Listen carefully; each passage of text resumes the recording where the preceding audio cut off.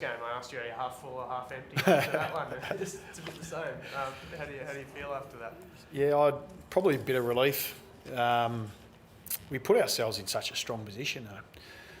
Our top level is is extremely impressive, but we just sort of drop our guard a bit and lose some concentration. Probably lack some consistency in the way that we want to play. So we just need to make sure we keep working at it. If anything, it becomes more a confirmation around what we need to be able to keep working on, and maybe it's not as strong yet. And we've just got to make sure that we keep our training and keep emphasising the right things and keep valuing the right things so we can produce it a lot longer than what we are.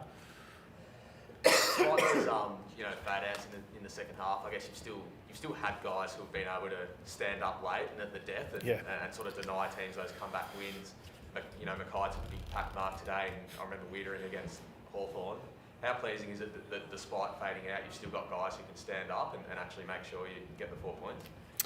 Yeah, despite us putting ourselves in that position, you cannot fault the fortitude of this group to just be able to get it done at the end. The last 5 or 6 minutes of that game was extremely intense, and if we lost some intensity around the ball, we somehow found it in that last 5 or 6 minutes. So it's probably fair to say that we're in that position right now on how to learn how to win and win properly, and we're still in that stage. So again, while we're banking these 4 points, we keep ourselves in a really good position, and we'll keep going to work on ourselves and how we get ourselves better. Do you get any sense of what you can start to do at half-time to stop the third quarter has been an issue? Is there any ideas? No, we've tried a couple of different things. As you can tell, not much has worked at this point in time. So we'll keep referring to it. There's lots of conversations to be had, and I know I've said this before, and I've probably hit this on repeat, but where we are now compared to where we hope we're going to be towards the end of the year, we find where those improvement levels are, and clearly one of those is approach after half time and what we need to be able to get right. And it's not that you always think you're going to go out there and do exactly the same thing. I mean, we are playing against an opposition, and we are playing an opposition that is got a lot of pride, and so they're going to bring something. So it's our ability to be able to, still in those moments, stick to our method, stick to what we're doing, work our way through that, and then hopefully get our, system back in the way that we want to be able to play. Do you mind telling us what you've tried to change it after what some of those ideas you've tried? No, there's no so much about the change. It was more, Port adjusted a few things that they were trying, and we just lost some intensity that we had in that first half. And any side, doesn't matter where they sit, it's you give them that opportunity, and they build their energy off it, and they fought it out to the end. Now, fortunately, as you already highlighted, we had a number of guys that were able to stand up in really big moments, and we've had that throughout the year. We've had some really big leadership moments, and while we'd like to not call on it as much as what we are currently when we're in strong positions, the fact is that the boys are identifying that, and they're able to get out there and execute it. Jack Martin seemed to find some faults in the first half. Yeah. How pleasing was that? It's been a different start to the season, I suppose, fair to say. How did you view his game? He had a great game. I mean, his first half was really it was impressive. He was probably the most damaging player with Walshy on the field at that particular time. But we saw what clearly Jack brings to us, and he has been a little bit down, and really pleased that he's been able to work your way through that. And you don't get full season on your terms. You have some ebbs and flows in your form, and you get to work during the week, and you work on your touch. And he's been able to do that, and I know we're going to get some really value from him moving forward. Was COVID quite a setback for him, I suppose, just in terms of regaining fitness? I don't think so. I mean, he needed to get some continuity in his training. He didn't. He sort of had a bit up and down there for probably about a 5 to 6 week period, and he's been able to start to get his continuity back. So sometimes there's no secret in that. How big a pick-up's George Hewitt been for you? Like, his numbers again today were pretty amazing.